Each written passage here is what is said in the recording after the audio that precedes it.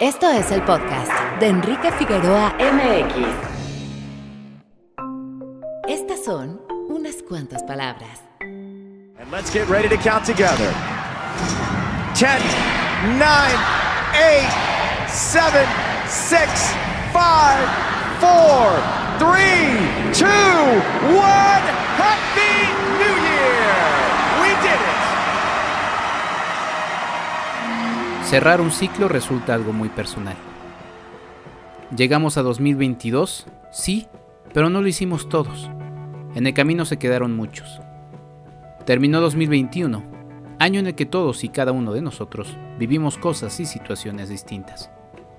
Imposible decir que ha sido sencillo, así como imposible también anticipar que se vienen cosas mejores en este 2022. Eso sí, siempre nos quedarán los ánimos y las ganas, pero, sobre todo, la ilusión y la esperanza de lo que un nuevo ciclo significan. Leía en redes sociales cómo algunos se quejaban y burlaban de quienes agradecían lo vivido en 2021. Ay, como si estuvieran recibiendo un Oscar a la vida más irrelevante posible. Escribía alguien con un evidente dejo de amargura. Allá ella. Para algunos fue un año bueno, con los sinsabores de lo que significa la vida misma, sí, pero también con las cosas gozosas de la misma. Desde luego que para muchos no fue un año sencillo, así como tampoco lo fue 2020, y así como tampoco lo ha sido por otras situaciones más, años anteriores para distintas y muy diversas personas. Cada quien vive las circunstancias que su muy particular presente le pone en el camino. Dejarse imbuir por lo que marca la mercadotecnia de fin e inicio de año va en contra de lo que es la realidad del día a día. Lo que sí creo, firmemente, es que sujetarse a la esperanza de lo que significa un año nuevo no es nocivo en la medida en la que no sea esta una promesa, sino más bien un impulso. La esperanza no está mal si la vemos como un aliciente para buscar eso que deseamos internamente encontrar o lograr. Pero justo eso, esta debe provenir de nuestro interior, de nuestra búsqueda personal y no de un impulso externo o de un estímulo mercantil. Yo les deseo un inicio de 2022 lleno de paz y de tranquilidad. Que sea este nuevo ciclo el impulso para conseguir lo que sea que ustedes busquen. Bienvenidos.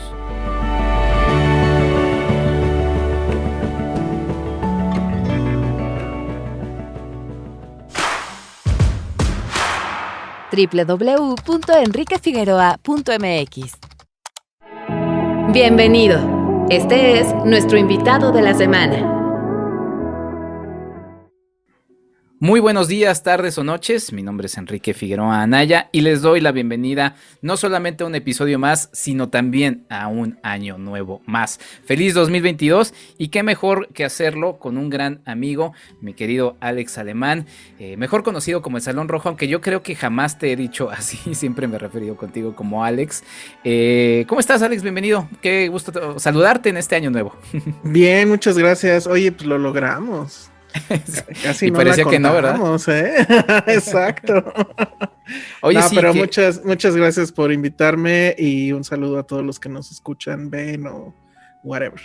Sí, no, muchas gracias, Alex. Pues, a ver, un balance breve. Ha sido un año muy raro, como también el 2021 fue raro. Estoy tocando madera, aunque creo que este 2022 no va a ser menos raro. Híjole. ¿Cómo ves el balance y sobre todo en lo que nos toca, que es el cine? Pues lo que sucedió es que pues ya empezaron a salir todas las películas que se habían cancelado, ¿no? Uh-huh. Y entre todo eso, pues sí había cosas interesantes. Creo que dentro de lo muy comercial, pues lo de James Bond, pues bueno, a mí me pareció que fue un gran cierre de la saga. La sorpresa de Spider-Man y que pues se convierte en la película que pues no sé si va a salvar al cine de la pandemia, porque pues ahí viene la variante, pero pero sí, esto de ver gente peleándose desde la venta de boletos 2 semanas antes, pues bueno, ya te habla de un fenómeno. Uh-huh. Y bueno, pues yo estoy muy contento con mi número 1 en mi lista de lo mejor del año, que es Titán. Sí. Y bueno, pues tuvimos cine de Paul Verhoeven, de Paul Thomas Anderson, Steven Spielberg. de Steven Spielberg. Es que, bueno, pues sí, la verdad es que sí, es imposible no respetar a Spielberg, ¿no?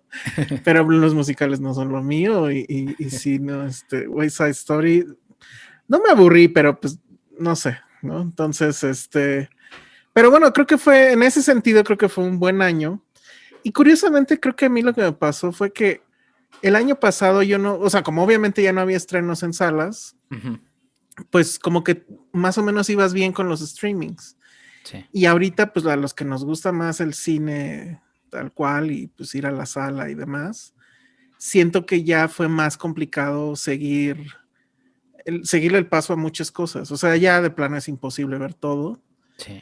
Digo, siempre lo ha sido, pero creo que este año ahora sí sentí más el rigor de estoy volviendo a ver solamente cine y yendo a funciones y demás, y ya ver que la serie y eso, o sea, sí tiene que ser algo muy, muy, muy loco para que sí lo tengas que ver o que no lo dejes pasar, pero ya no hay chance como de experimentar a ver esto de qué será, ¿no? Entonces eso creo que fue el cambio, me parece que pues estuvo bien, o sea, no sé si fue un gran año de cine o no, hubo cosas muy buenas y pues pudimos regresar a la sala, que creo que eso es lo que hay que agradecer y ojalá así siga. Sí, sin duda. Digo, ya dará para otro episodio al respecto, pero sí, yo confirmo que sí fue difícil en el cambio darle seguimiento a todo cuando veníamos de una dinámica diferente. Y lamentablemente, y quizá esa es una reflexión, mucho se queda en el camino, ¿no? O sea, por ejemplo, para mí Ambulante pasó así como de, no, se fue, ¿no? Un poco, La muestra sí. internacional de cine de Cineteca, se fue, ¿no? O sea, cuando se podía y estaba en línea esta posibilidad, ¡pum! Casi todas las películas de la muestra, casi todas las películas de Ambulante, casi todas las películas de... entonces, bueno, creo que habrá que ahí ver o hacer un balance. Que, por ejemplo, creo que quien lo hizo por segundo año consecutivo muy bien fue Cabos, ¿no? Cabos entendió, y bueno, probablemente hasta fue un asunto presupuestal, pero whatever, ahora sí que haya sido como haya sido, ellos entendieron muy bien cómo está el juego del streaming, no le tuvieron miedo, lo hicieron híbrido, algunas películas, pues sí, las más grandes creo que sí fueron en sala, pero en general creo que nos la pasamos increíble. Sí. Y es algo que los demás festivales siguen reacios, ¿no? Digo, en el caso y de Morelia se entiende. Sí. Pero Morelia se entiende que, o sea, sí tuvieron el en línea y todo, pero pues la verdad es que lo bueno estaba en vivo, ¿no? Estaba allá.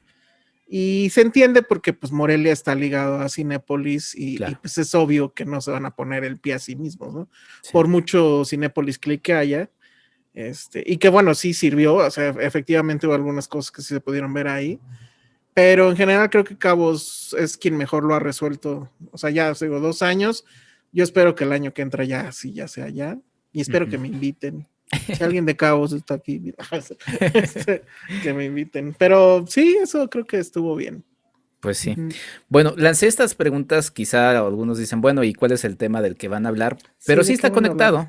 Sí estaba conectado porque hace unas semanas publicaste por ahí el recuerdo, mi querido Alex, ya cumplió, ya no son los 10 años, ya serían 11, bueno, sí, los 10 porque todavía no llega a cumplir. Son 10 todavía. Exactamente, de la invención de Hugo Cabret, o Hugo, como es su nombre original, de Martin Scorsese, y pues justamente es una película que termina siendo, también por ahí mencionabas, es la única que podría ser válida, otra vez repetir este cliché de una carta de, ¿no?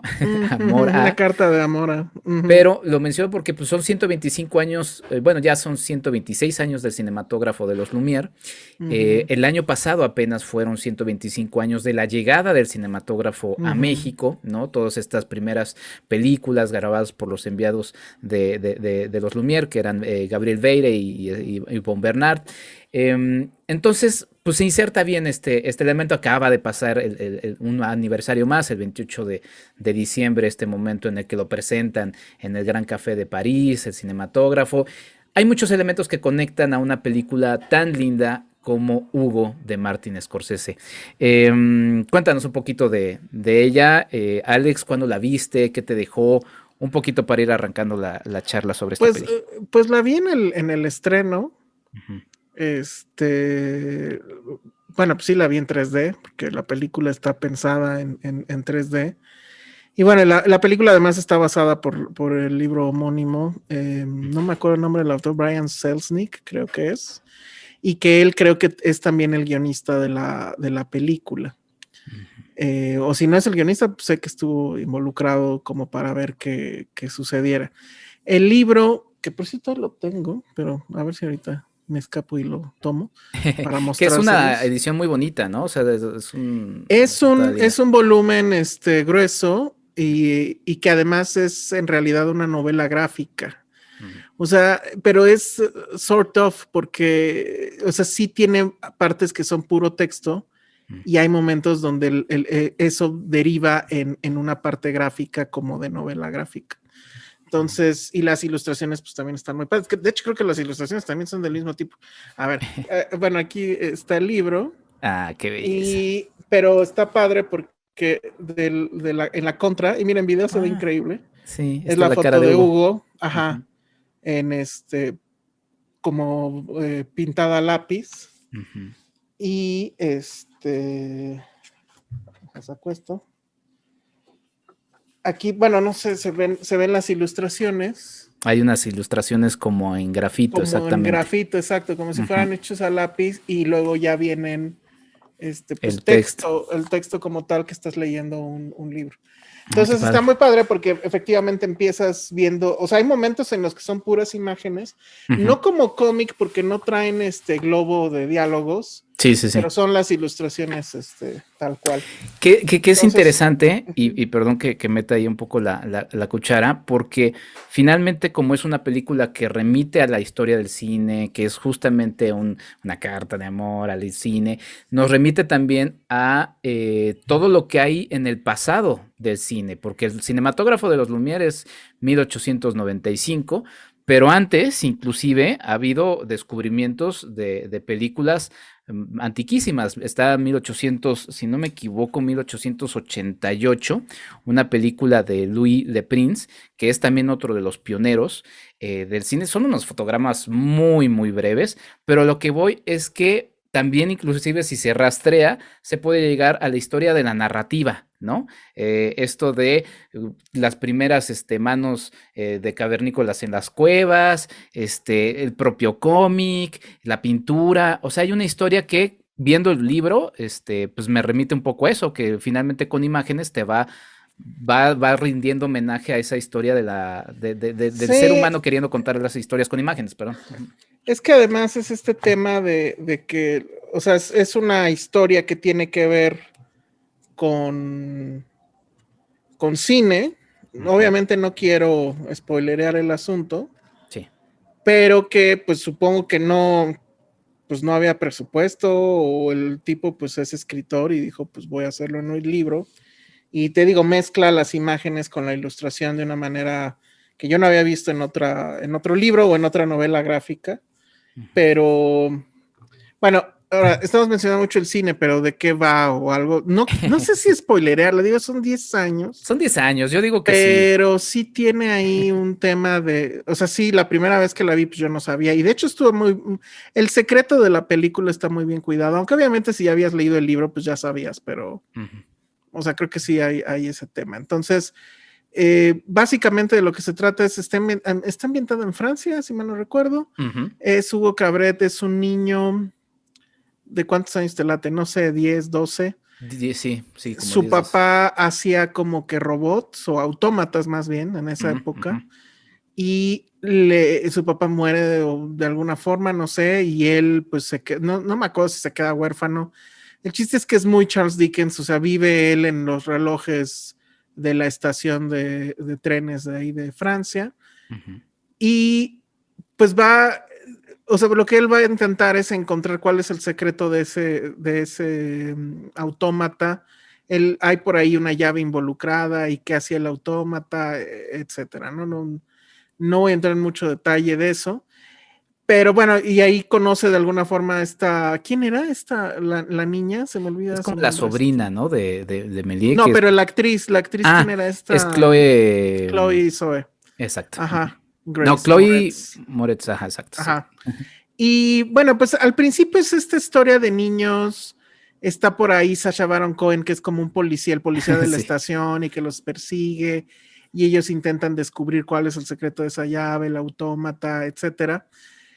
Y pues va a venir una gran revelación al final, que la verdad es que sí es impresionante. Me voy a guardar lo más que pueda Ok. el decirlo, Ajá. pero entonces, bueno, ¿cuál era el asunto? El asunto es, primero, pues que era Scorsese, ¿no? Y que yo recuerde, pues no había hecho jamás, o sea, no recuerdo en su filmografía. ¿Para o dime niños si me o estoy... familiar? No, ¿eh? Ajá, no, nada, ¿no? No, nada, porque yo sí Entonces, me eché todas las de Scorsese, perdón, recientemente, y muy bien. y no, o No, sea, la verdad nada, es que no, o ni sea, cercanamente, ¿no? no, o sea, quizá juvenil, pero así niños y Al familiar, no. principio, tal vez, exacto. Ujú. Entonces, esa era como que la cosa que a los puristas les sacaba mucho de onda, porque pues ellos querían ver sus balazos, ¿no? Y Sí. sus mafiosos. ¿Y los niños qué? Ajá, y él lo que decía en entrevistas es que pues la verdad sí le dieron ganas de hacer una película que sí pudiera ver su hija, Mm. que por cierto ahorita es modelo de Calvin Klein, creo. Ajá. Entonces, pues eso es lo que él decía, ¿no? Pero ya que ves la película y ya que has leído el libro, pues te das cuenta que en realidad la película de lo que habla es Ujú. sobre el cine, no sé cómo llamarlo, como el primer cine, pues los Lumière y todo ese rollo. Ujú. Y y entonces, obviamente, o sea, entiendes por qué Scorsese está ahí. Está ahí, pues sí, probablemente por su hija, y está ahí porque probablemente si hubiera, o sea, es un experimento interesante, ¿no? Ser Scorsese y hacer una película para niños. Pero Sí. está ahí porque la película habla sobre el cine y habla sobre el conservar el cine y la restauración del cine. Mm, Y si hay alguien clavado con ese tema, pues es él, ¿no? claro. No me acuerdo en qué exposición había una carta de él a, no me acuerdo si era entre Spielberg y él o algo así, pero él ya desde mucho tiempo atrás ha estado alzando la mano, como alertando del asunto de que sí se necesita conservar el material original Ujú. y o pues no sé, darle como que mantenimiento, remasterizarlo, etcétera. Porque decía, o sea, la película, el celuloide, y pues eso es obvio, se va Ujú. degradando. Y obviamente, pues ahorita tenemos lo digital, ¿no? Pero todo lo anterior que va a pasar. Y entonces él decía, el cielo que se veía en la playa de Jaws, en Tiburón, Ujú. Ujú. pues, ya no se ve igual de azul si lo ponemos ahorita. Mm. Entonces, él ha dedicado mucho tiempo, lana, creo que creó hay una organización ahí o algo así, Ujú. el objetivo es ese, hacer conservación del cine, pues clásico, del cine viejo, no necesariamente tienen que ser obras maestras o algo, o sea, él quiere pues preservar todo lo que se pueda, Ujú. y sí creo que es efectivamente una cuestión interesante. Y entonces ahí está, ¿no? Ese es como que el primer asunto del por qué, pero luego viene pues lo del 3D. Sí, que de ese asunto del 3D, fíjate que yo no la vi en su momento. Exacto, Horror. es justamente como, no sé, por ejemplo, ahorita estaba pensando también en Dunkirk, ¿no? O sea, si no la Mm, viste en IMAX, mm, pues, ¿no? probablemente. No, se pierde Ujú. muchísimo. O sea, si la ves ya en una Es pantalla, que por ya más nunca la grande que volví sea. a ver, no fui tan fan, entonces la vi en IMAX y punto y ya, ¿no? Bueno, Pero yo nunca sí la soy vi muy, en muy sala. fan, me gustó Ajá, y ya esa experiencia se perdió. O sea, adiós esa exacto. experiencia. Y pues yo no pude tener la experiencia de Hugo en 3D y adiós esa experiencia. O sea, una cosa es la conservación y todo eso, pero ¿cómo vas a repetir esa experiencia? Pues acuérdate que había teles 3D, pero pues ya dejó de ser este tema. Em, el 3D, para quien no lo sepa, amiguitos, pues es una cosa muy vieja también. O sea, creo que desde Ajá. los 60 ya había Sí, proyecciones en experimentos. 3D. Justo Tiburón, creo que la 2, o no sé si desde la 1 hubo proyecciones en 3D. Sí, sí, De sí. ahí el chiste de Volver al Futuro y Ajá. Tiburón 33 era, ahora no me acuerdo. Ajá, sí. Pero es una tecnología que siempre va, viene, va, viene. ¿Cuál es el origen de todo esto? Es el momento en que sale la televisión, que no Ujú. me acuerdo qué año es, pero pues fue hace un friego. Pero cuando sale la televisión, entonces a la gente bueno, los dueños de cine sí lo ven como una amenaza. Y además, pues venía la depresión y demás, ¿no? Entonces, lo que empezaron a hacer es meter, o sea, decir, bueno, ¿cómo le podemos ganar a la televisión? Que la amenaza era, pues es que está ahí en sus casas, no se tienen que mover la gente, ¿no? ¿A qué te suena, no? Sí. Los tiempos de ahorita. Y entonces el cine lo que empezó a hacer fue a buscar tecnologías que su valor, o bueno, lo que ellos entendían como valor principal, que era la pantallota, eso así de nunca lo vas a tener en tu casa, ¿no? Sí. Hacerlo más interesante. Entonces inventaron el Panavisión, no me acuerdo cómo se llama la otra tecnología que era para los colores, etcétera. Y una de esas cositas pues, fue el 3D. Que a lo mejor en esos tiempos no jaló tanto, pero pues ya por ahí de los 70 ya pues eran los clásicos lentes, ¿no? De rojo y azul. Y pues así era el 3D. Y entonces cuando viene esta película, ¿qué año? Dijimos que era hace 10 años, ¿no? Como que viene esta otra parte de o sea, viene el regreso del 3D, pero ya viene con esta tecnología donde ya no necesitas los lentes de dos colores y donde la imagen no tiene estas tonalidades, ¿no? Sino que es otro proceso físico y a veces en algunos casos, bueno, con las teles electrónico, y donde veías pues la imagen normal, o sea, es como si estuvieras viendo una película normal, pero de repente pues sí había esta profundidad de campo y este asunto de aventar cosas, ¿no? A la pantalla. Y justo hace 10 años hubo un boom de eso, o sea, ya todas las películas otra vez eran de normal o 3D, ¿no? Y por eso te la perdiste, no sé. Sí. Ya no había funciones en 3D o no sé, pero el asunto es que en esa época como que hubo 3 directores que sí lo hicieron bien, solo 3, la verdad, a lo mejor me falta por ahí uno, pero no pasan los cuentas con una mano, ¿no? Y es Werner Herzog se me olvida el nombre de la película, pero era algo de unas cuevas, no me acuerdo ahorita. Sí, me acuerdo, que eran justamente cuevas con pinturas, ¿no? Ajá, justamente, y era un documental obviamente donde él encontraba estas imágenes rupestres y que al parecer eran así como lo más antiguo de lo antiguo y todo un descubrimiento, pero pues él agarraba la cámara y te iba llevando por las cuevas, pero todo eso estaba en 3D, entonces pues la profundidad de campo era una cosa increíble. Luego está Pina, que era de Wim Wenders. Y otro que alemán. era, exacto, y que era una película era un documental también, de hecho, ¿no? También no, sobre bueno, una bailarina. Sobre la bailarina, la famosísima Pina, y que además pues se volvió referente de bailarinas y demás, pero bueno, veíamos su historia y veíamos los bailes, y sí era una cosa muy impresionante, igual verlo en 3D. Y después viene, bueno, no necesariamente en ese orden, pues viene Scorsese. A lo mejor puedo hacer una excepción y decir también que ahí Robert Zemeckis lo hizo muy impresionante con la película esta de Navidad, que tampoco me acuerdo cómo se llamaba, pero que El Expreso Polar. El Expreso Polar.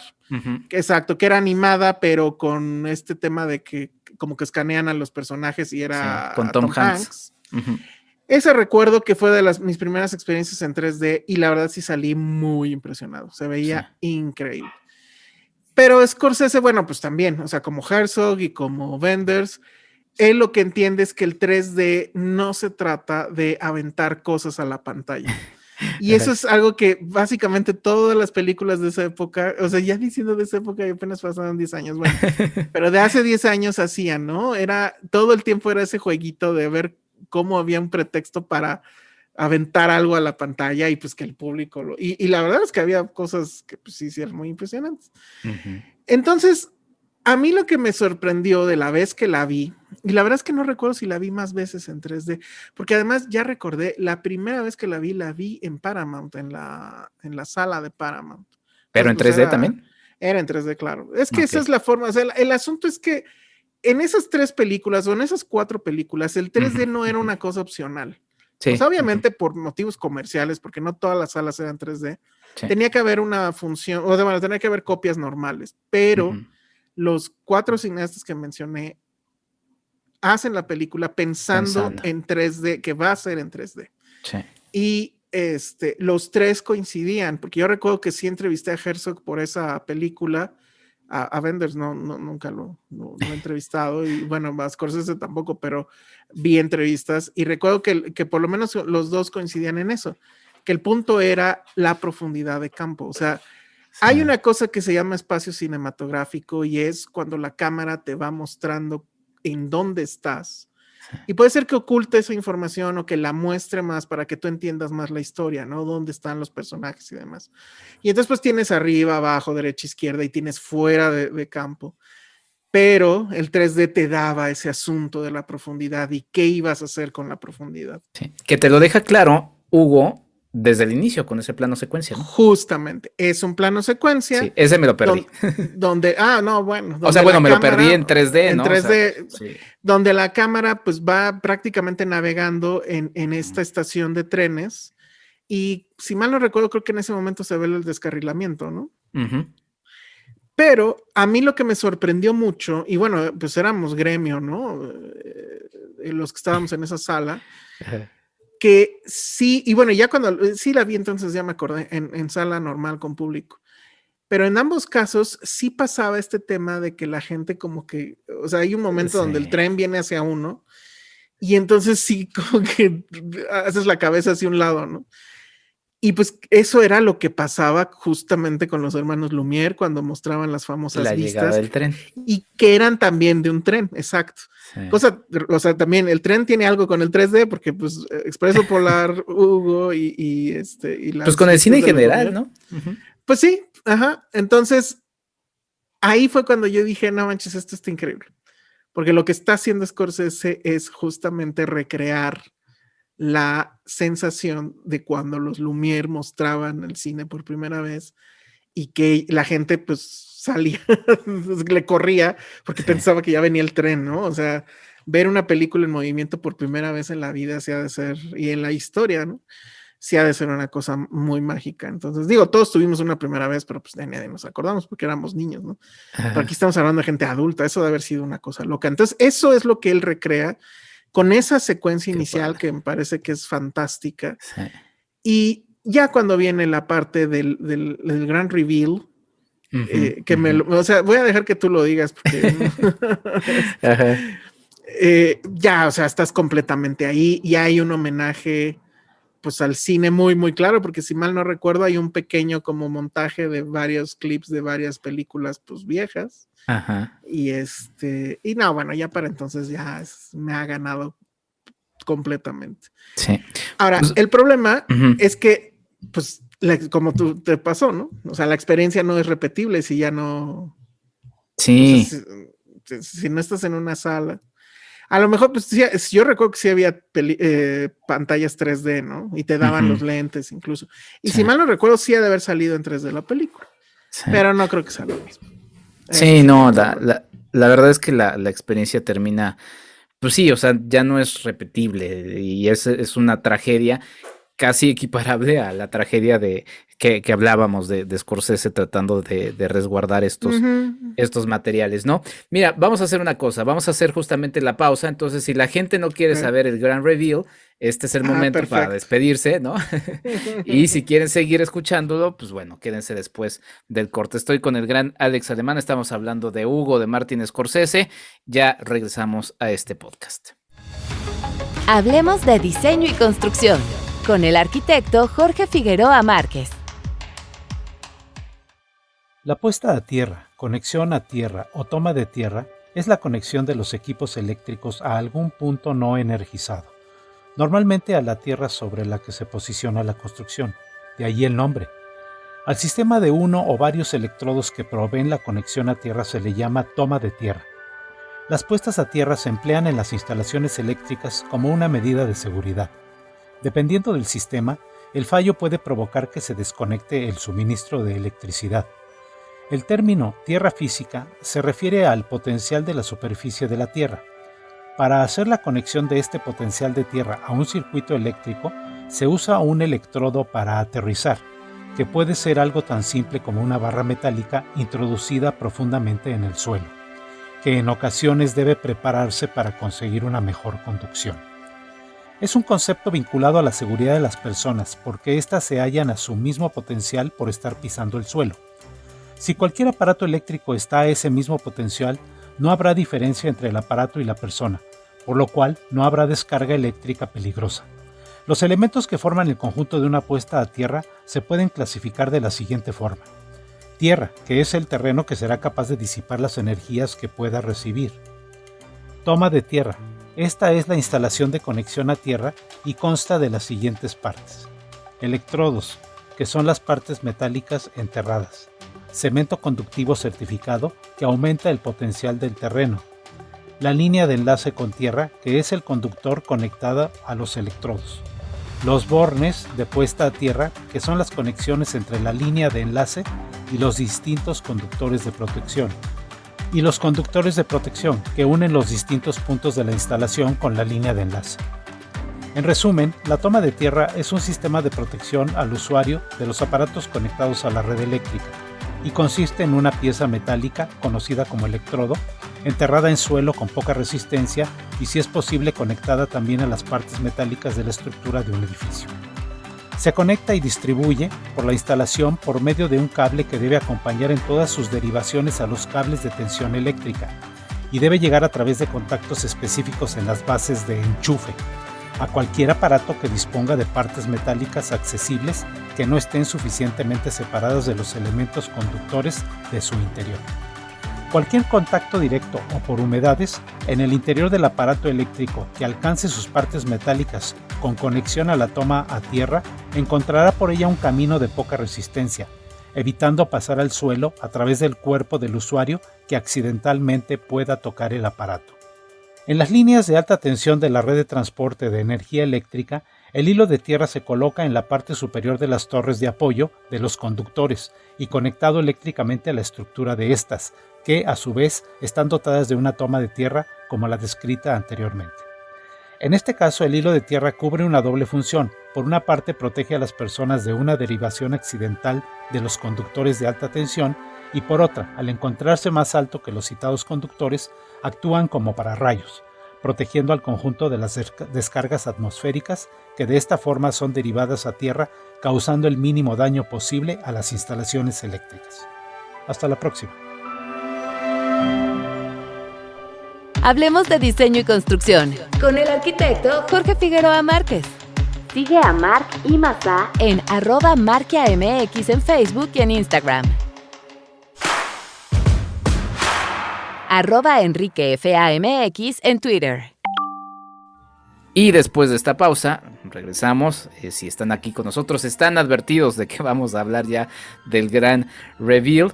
Que por cierto, te cuento, mi querido Alex, esta película se las enseñé a niñas y niños. Estoy dando un curso para niñas. Ah, claro. ¿Y qué tal estuvo eso? Fíjate que fue una recomendación del gran, bueno, sí, de Charlie del Río. Y la verdad es que estábamos tratando de ver una película que ajustara para, o creo que yo sé, no sé, la cosa es que la platiqué con Charlie y estamos nada más con películas que estuvieran en Netflix porque es la plataforma que más gente tiene y para facilitar, porque si los mandamos así de ahora les toca ver en esta y otra, pues era un relajo. Y esta sí fue la única que dije, aquí sí hay que hacer un esfuerzo extra, réntenla en YouTube, no sé, porque pues sí tienen que ver esta, porque la presenté en el marco de los 125 años del cine.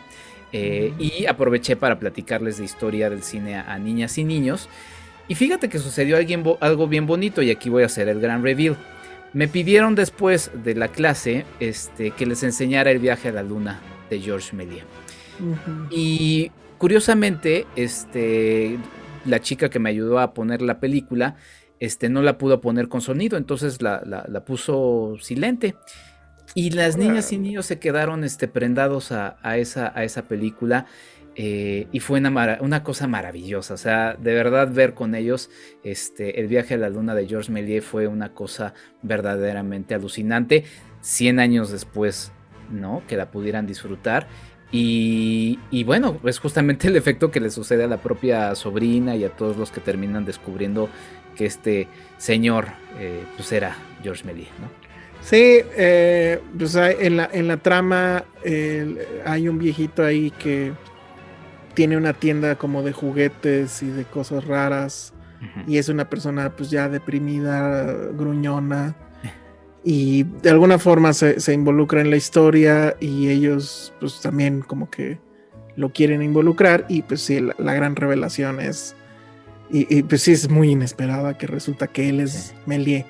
Y entonces, ¿qué está haciendo Méliès en una tienda de juguetes? Y te cuenta toda la historia y qué es lo que pasó. Que pues eso sí, no se los voy a contar. Pero es o sea, resulta que él es Melie y todo eso, bueno. Y ya al final, cuando hay cierta redención al respecto y que hay un reconocimiento a, pues claro, el gran mago del cine y el creador básicamente de los primeros efectos especiales, pues es fabuloso, ¿no? Y él recrea, ¿cómo se llama? Es Ben Kingsley, ¿no? El que interpreta a Melie. Exactamente. Y lo vemos en su estudio y lo vemos, justo, pues obviamente el viaje a la luna, pues está presente. Y si mal no recuerdo, insisto, había un como montaje donde decían, pues es que eso fue el inicio y luego viene todo lo demás. Y entonces ya ahí viene un chorro de imágenes de películas clásicas, pero bueno, pues ya viejas. Y como cinéfilo, la verdad es que sí te conmueve. A mí me fue una gran sorpresa. Y y pues bueno, creo que esa es la otra parte mágica de esa película. Sí es una película que por la historia pues, se sostiene, pero definitivamente sí pierde algo cuando la ves ya normal, en 2D. Sí. Y pues sí, está hecha, ¿no? Para ser en 3D y pues de modo, ya la vimos, ya sucedió. No dudo que al rato regrese la tecnología, de alguna forma se pueda ver casero o haya ya películas 3D en Netflix, sepa Dios. Sí. Pero Sí, bueno, pues así sucedió con Hugo Cabret. o podamos verla en alguna muestra o en algún festival o hagan alguna función especial de la misma. Pero fíjate que sí, aunque se pierde ese elemento, pues queda claro en la película el asunto de la magia del cine, ¿no? O sea, esta visita que hace Hugo y Isabel, que es la sobrina, que terminan, pues justamente ella dice, yo jamás he visto una película, ¿no? Y que nos remite un poquito a eso de ¿cómo que nunca he visto una película, ¿no? Pues bueno, pues no sé, en la época, ¿no?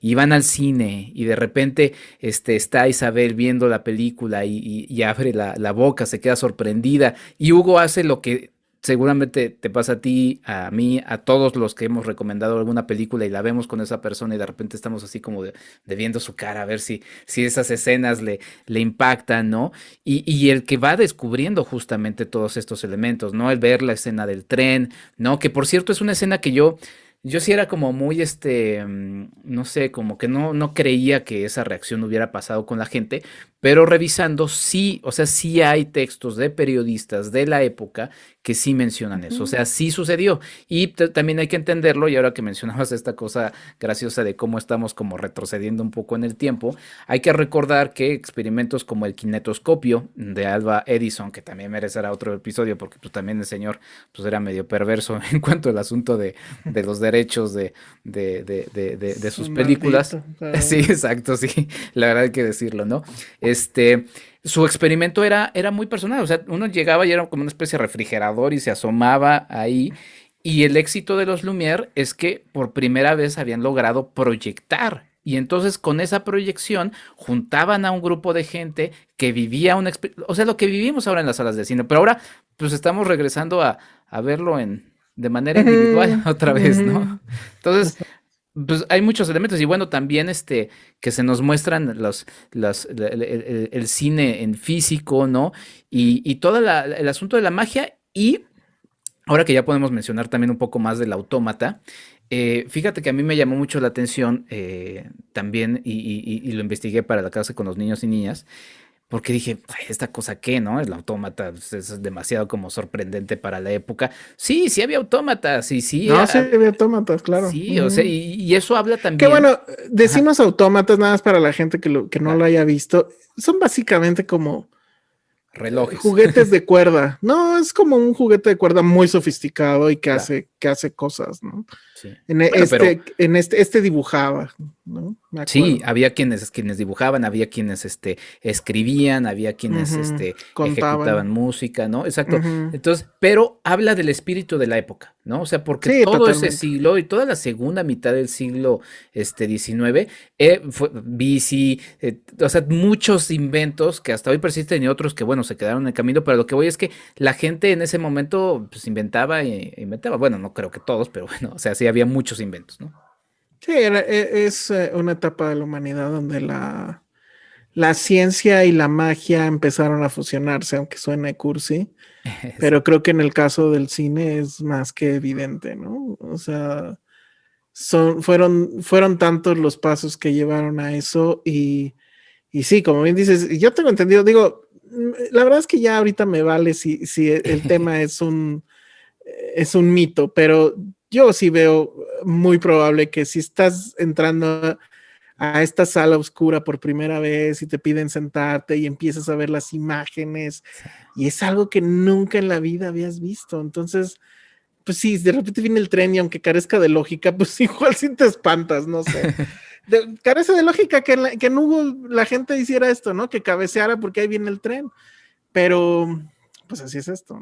Sí, Y no, sí, es la parte esta donde la ciencia, insisto, ya se estaba fusionando en cierta forma con la magia, ¿no? sí, sí, que bueno, ahí se menciona en la película, por cierto, sí, sí, el verdadero Georges Méliès sí tenía esa juguetería, sí hay Esa no me la sabía. sí hay una imagen, mira, te la voy a enseñar, la tengo aquí, luego te la pasaré, pero sí, Wow. sí, sí, sí, o sea, el verdadero Georges Méliès sí estaba ahí, o sea, eso sí está basado en, y pues hay distintos elementos que, bueno, se muestran distintas imágenes, ¿no? En esta secuencia en la que se le van apareciendo a Georges Méliès. O sea, la verdad es que es una película muy interesante y también me acordé, porque también no hay que olvidarnos de Hugo, el asunto de un niño abandonado, que también pensé en Charles Dickens, ¿no? En todas estas novelas de ese tiempo y que nos remite a ese personaje que también va pues descubriendo y encontrando, como también nosotros lo hemos hecho en el cine, algo a qué asirse y a qué agarrarse y a qué ilusionarse, ¿no? Exactamente. Pero bueno, pues sí, ya pasaron 10 años de esto y pues sí es una lástima. O sea, yo rescaté la crítica que hice hace literal 10 años. La pueden ver en filmsteria.com. Que básicamente dice pues todo lo que hasta ahorita hemos comentado. Pero bueno, no he tenido tiempo, o sea, sé que tengo por ahí el Blu-ray, no me acuerdo si es el 3D, no creo, porque además eran bien caros, pero por ahí andaba y pues sí la quiero volver a ver, no sé, ¿estará en alguna plataforma, tú sabes? ¿Hugo? Ajá. Está en Prime Video y también la Sí está puedes en rentar Prime. en YouTube y en Google Play. No, pues rentenla en donde mejor definición haya, porque luego en Amazon están medio de DVD. Entonces sí es una película que merece verse de las mejores condiciones posibles. Digo, ya que no vas a poder replicar el 3D, Replicar. pues por lo menos que se vea bien. Porque además, esto es el anti-Scorsese, ¿no? Es una película súper colorida, o sea, así Sí. brillante, muy, muy, muy impresionante. Y sí, o sea, hay mucha gente que no puede con ella, no puede con el hecho de saber que Scorsese puede hacer eso también, no sé por qué les da tanto coraje. Pero pues es que no conocen la filmografía de Scorsese. O sea, Scorsese ha hecho literalmente todo tipo de películas. Ha hecho cine de serie B, ha hecho épicas, bíblicas, ha hecho, obviamente, pues todo el cine que lo conocemos, ha hecho cine de suspenso, ha hecho remakes. O sea, el señor ha hecho todo tipo de películas. O sea, esa gente que se queja es porque neta no ha visto Sí, su pero cine. como que siempre está esta onda de su cine tiene que ser violento, oscuro, Ujú. ¿no? Y obviamente, pues es el anti-Scorsese, pues sí es ¿no? Una Sí. película para niños y demás. Pero sí, véanla como puedan, pues, pero sí véanla. La verdad es que cualquier fan de Scorsese pues la tendría que ver. Y yo recuerdo que sí, muchos en aquella época como que estaban apostando a ver si ahora sí la regaba, ¿no? Digo, a mí la verdad, Ajá. o sea, la que yo no soporto de Scorsese es Kundun, sí se llama así, ¿no? Ajá, sí. Esa sí ni siquiera la he podido ver completa nunca. Pero bueno, seguramente me faltan todavía por ahí algunas, pero sé perfectamente bien que Kundun jamás va a suceder, o sea. Y, y bueno, pues Hugo no está años luz de eso, ¿no? Sí. Pero tú no tienes una así, Así que no. la que Fíjate odies de que, Scorsese. fíjate que con Dune le agarré cariño viéndola como parte de una trilogía sobre su relación Ujú, con la religión, claro. uniendo obviamente también La Última Tentación y Silencio, que siento que Silence. Silencio Pero Pero el Silence silencio, es- fíjate que siento que no se le ha dado el valor y yo la tomo. No, pasó un poco de noche. Es que sí es una película difícil. Sí, pero la verdad es que Le faltó escándalo como La Última Tentación de Cristo para que tuviera pero tiene la ese... profundidad, o sea, de eso. O Sí, sea, si claro, las claro, ves claro, en las tres totalmente. juntas, está narrando algo que Y acaba, y yo recuerdo que ocupa. sí tenía yo ojito Remy, ¿no? Sí, Pero sí es una película que te exige. sí. Y de hecho ni siquiera, yo no he visto que haya copias físicas. Digo, igual hay un DVD, pero Pues es que pasó que como Blu-ray. sin pena ni gloria, la pobre. Sí. Y esta también es de las financiadas. Pues te acuerdas que entrevistamos justamente Tenemos una entrevista justamente con con el productor, con ¿cómo se Pavlovich. llamaba? Pavlovich. Ujú. Él, y bueno, y que nos contó toda esa historia. Ese audio, ¿dónde estará? Ese audio está en Cinemanet. Ok. Ese audio está en Cinemanet, En mi entonces caso, la verdad, no tengo idea, porque bueno, fueron dos entrevistas. Primero lo entrevisté yo y luego lo entrevistamos en grupo. Pero, si mal no recuerdo, nos contó la historia de cuando conoce a Scorsese Pavlovich. sí. Bueno, Pavlovich es productor mexicano, pues supongo empresario, y que pues de repente le entró esta locura de querer producir películas Y y produjo a pues Martin y Scorsese. produjo a Martin Scorsese, ya no me acuerdo cuántos más nos dijo, pero le produjo justamente The Irishman y Silence, ¿no? Sí. Y bueno, pues sí busquen ese audio, porque la verdad es que esa entrevista estuvo muy buena de cuando nos cuentan en la primera vez que ya se sienta a la mesa con Scorsese y que va a su casa, creo, y demás. Sí. Entonces sí, nuestro sexto grado a Scorsese ya, nada más, ya conocemos a Pavlovich, entonces ya nada más nos falta conocer a Scorsese y se acabó. Sí, ojalá se nos haga. Sí, que te digo, o sea, es padre la diversidad de su cine, porque además ahorita nada más estamos hablando de las de ficción. A mí no he revisado todas las de documental, pero pues también Sí, ha hecho no. documental. Entonces, y además el tipo es un cinéfilo, melómano, o sea, sí, o sea, la verdad es que es un poeta muy interesante. Y a mí me parece, y también reflexionaba Hugo, en el asunto de cómo se inserta en un cine pues que da espacio a niñas y niños. O sea, te digo, la presenté y la verdad de las que vas presentando, pues dices, esta tiene mucho valor. Además, es de un realizador de este nombre, ¿no? Digo, Spielberg ha hecho muchísimo a eso. E.T., yo sigo pensando que es la mejor película a nivel familiar que se puede ver y por todo este asunto anárquico que también hay de niñas y niños. Pero sí, Hugo, la verdad es que es un ejercicio muy lindo, porque además también pues, rinde homenaje a otra cosa que también le debe un poco el cine, que es la literatura fantástica, ¿no? El personaje de Claro. Isabel le gusta leer, ¿no? Mencionan por ahí a Robin Hood, obviamente desde la portada del libro que me acabas de enseñar, pues nos remite a Julio Verne, ¿no? Entonces hay muchos elementos, y en esta cinefilia, que es una de las escenas pues más lindas, ves justamente a Martin Scorsese con un cinematógrafo ahí, ejecutándolo, sonriendo de lado a lado, en uno de los cameos pues, más lindos, que seguramente dijo, si voy a hacer esta película, obviamente me voy a poner en un cameo, y qué mejor que filmando a Méliès, ¿no? Ajá. Que bueno, pues es también una tradición. No la ha cumplido en todas, pero sí hay varias películas de Scorsese donde él hace cameo. Creo que el más conocido es en Taxi Driver, ¿no? Ujú. Sí, sí, sí. Pero sí hay muchas de él que tienen su cameo y eso está padre. Debería de salir más, como, Bueno, tiene como su el de corto, ¿no? Marvel, ¿no? Con DiCaprio y De Niro, en donde los Sí, que pone a... también donde sale él con ellos. Exacto, los pone a pelear por el Sí, mismo papel. sí está bien padre, ¿no? O sea, en Navidad le mandará tarjetas a DiCaprio y a De Niro y a, no sé. Pues quién sabe, pero, Sí, su, pero su bueno, lista de sí. Navidad está bien padre. Y bueno, de homenajes al cine, por ejemplo, la apariencia del autómata, ¿no? Que nos remite desde, pues no sé, a Citripio y obviamente a Metrópolis, ¿no? Ujú, La mención de Robin Hood, que también pues, fue un ujú. personaje muy importante en los primeros años del cine. Por ahí aparece un poste de Charlie Chase. La imagen de Hugo agarrándose del reloj, ¿no? Que Claro. obviamente nos remite a Harold Lloyd. Y a Volver al Futuro. Y a Volver al Futuro, desde luego, no podemos dejarla fuera. La aparición del tren, de la llegada del tren. Y por ahí encontré algunas otras imágenes, por ejemplo, de Kiss, de William Hayes, que se remite un poco a la primera escena de beso en una película. Vemos a Buster Keaton, vemos a Charles Chaplin, ¿no?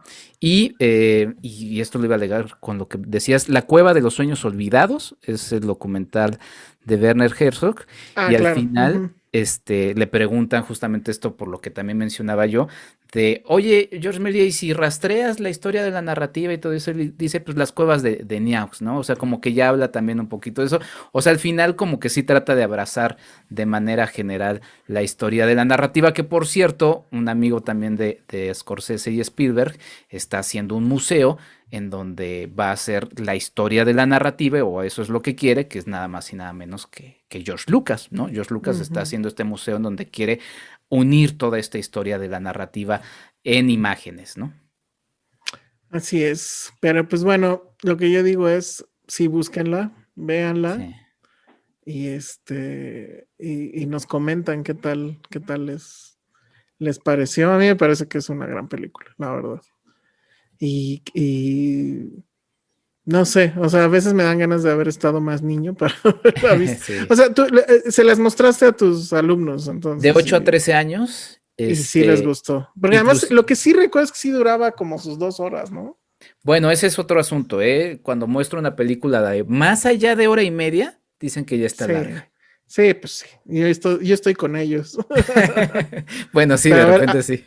A ver, déjame ver, dura 2 horas. Sí, yo recuerdo que estaba larguito. Pero fíjate que inclusive, y le mando un saludo a mi, de hecho es mi alumna cero, porque fue la primera en inscribirse, le mando un saludo a Mariel.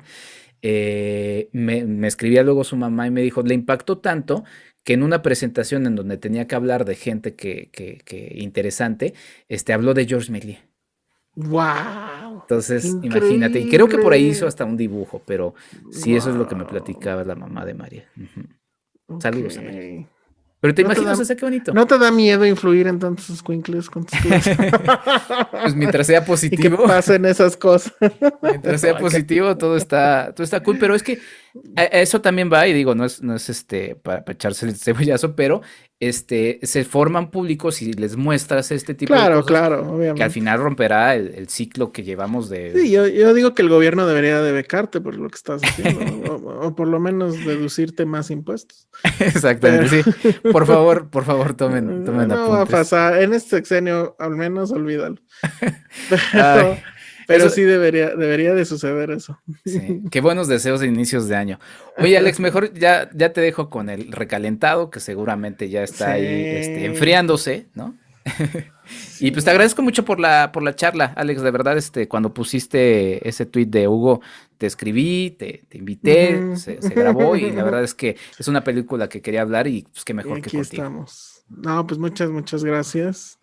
Y pues la verdad sí, felicidades por eso, o sea, por tus clases con niños y que efectivamente los estés influyendo de esa forma. No sé, te van a recordar como el tío de las películas, tal vez, o algo así. El tío de las películas, exacto. Pero increíble, ¿eh? O sea, es una cosa que yo no me atrevería a hacer nunca, porque sí me dan miedo los niños. Un día te voy a invitar a que te des vuelta. No es eso. Si en auditorios normales, luego no me hallo. Entonces, no sé, a lo mejor sería interesante, pero la verdad sí, muy, muy valiente de tu parte. Entonces, pues muchas felicidades por eso y muchas gracias por haberme invitado. Espero que no hayamos aburrido a nadie. Espero que nos hayan agarrado de su plan de todavía estos días que son de flojera. Ajá. Entonces, bueno, y que todos tengamos un excelente año. Sí. Ya sin pandemia, por favor. Sí. Un buen año. Esperamos que pues sí, que sea menos complicado que los anteriores, que lo han sido en todos los términos, pero pues aquí está el cine justamente para apapacharnos, que me gusta esa palabra. Mi querido Alex, ¿dónde te pueden seguir? Me pueden seguir a mí en @el Salón Rojo en Twitter, y estamos obviamente en @Filmsteria, y si buscan en Spotify, en iTunes, o si se van a YouTube y le ponen Filmsteria, bueno, pues ahí sale el podcast. donde todas las semanas Penny Oliva, Ale Castro, Josué Corro y yo hablamos de muchas cosas, a veces incluso hasta de cine. Y bueno, pues si se pueden dar una vuelta y darnos un clic por ahí y en una de esas se la pasan bien. Allá sí divagamos, pero sí, cañón, ¿eh? No es como aquí que todo es como debe de ser, pero allá sí divagamos mucho. Téngannos paciencia, pero no, pues vayan, si no nos conocen, vayan y yo creo que sí se la van a pasar bien. Ha sido parte del gran éxito de Filmsteria y hazlo extensivo a todos los miembros del equipo. Muchas felicidades de verdad por ello. Un podcast que mucha gente menciona ahora que fue el Spotify Wrapped y demás. Sí. Pues muchas felicidades por ello y muchos éxitos más con Filmsteria. Sí, la verdad es que sí, a diferencia del año pasado, este año sí, bueno, el año antepasado más bien, recibimos muchos mensajes justo de ahora, ya ven que a final de año pone Spotify esto de que es lo que más escuchaste y también lo hace con los podcasts y sí, nos recibimos muchos mensajes, eso estuvo increíble y bueno, pues únanse amigos, es una cosa increíble, entonces ya saben, busquen Filmsteria en donde sea que escuchen podcast o si andan por YouTube, también busquen el canal de Filmsteria y pues ahí andamos. Ahí andan y ahí andarán. Muchos éxitos y de nuevo muchas felicidades. Alex Alemán, muchas gracias por esta charla. Nos escuchamos en un próximo episodio. No, al contrario, muchas gracias a ti y a la gente que nos escucha y a los que no nos escuchan también, muchas gracias. También. Nos vemos. Hasta la próxima. Nosotros nos vamos con la recomendación que sí, obviamente será algo de Georges Méliès que pueden checar en línea de manera gratuita. Ya regresamos.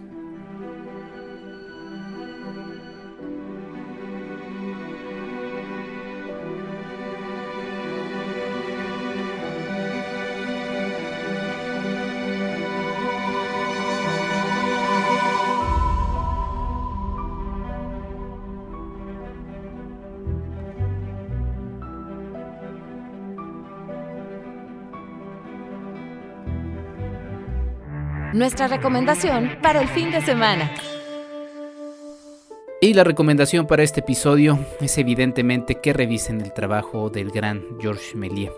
En las celebraciones todavía de los 125 años de la llegada al cine a México, recientemente de los 126 años del cinematógrafo de los Lumière, pues bueno, queda revisar el cine de Georges Méliès.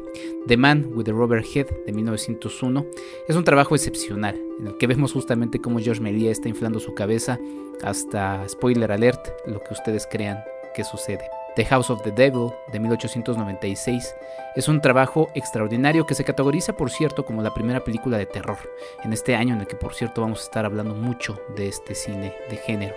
Es una película sencilla en la que vemos algunos elementos que terminarán absorbiéndose en otras proyecciones. Cinderella de 1899 es una adaptación, una de las primeras adaptaciones de una obra literaria al cine. An Extraordinary Dislocation de 1901, una aventura divertida en la que vemos cómo un hombre se va deshaciendo de varias partes de su cuerpo. The Merry Frolics of Satan, quizá memorable por todas estas invenciones o creaciones de la mente del mundo de Satán. Y desde luego A Trip to the Moon de 1902, que 2022 cumple ya 120 años de existir. Georges Méliès lo pueden revisar de manera gratuita en youtube.com y de verdad todo lo que ustedes observen de este extraordinario mago del lente es de primera calidad.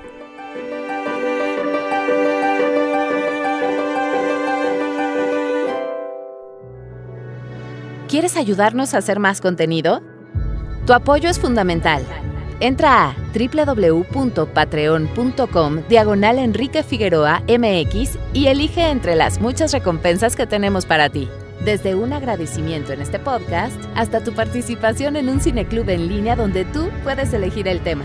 Además de 50% de descuento en nuestros cursos, talleres y tours. ¡Únete! Sé parte de esta comunidad.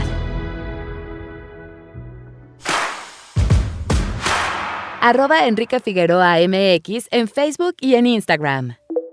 Y con esto termino este episodio, primer episodio de 2022. De verdad, muchas gracias por seguir en este podcast. Muchas gracias a quienes se siguen sumando día a día con las distintas escuchas de todos los episodios. Ya son 57 episodios normales más 10, es decir, hemos hecho 67 episodios de podcast a lo largo de este casi año del mismo. En febrero cumpliremos ya un año de este podcast y bueno, yo les agradezco muchísimo de verdad su compañía. Ya saben, si les gusta mucho compartan, si les gusta muchísimo háganse Patreon en patreon.com/Enrique Figueroa MX. Y sí, voy a empezar agradeciendo una vez más a mis Patreon. Muchas gracias Claudia Villegas, muchas gracias Ligia Plácido por confiar en este podcast, por impulsarlo. Y ojalá ustedes también se sumen a este esfuerzo. Mi nombre es Enrique Figueroa Anaya, los escucho en un episodio más.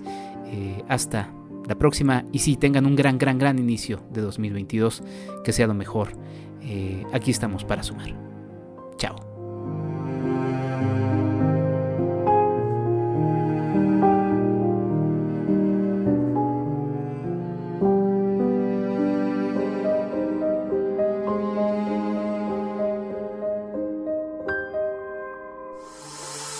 Esto fue el podcast de Enrique Figueroa MX.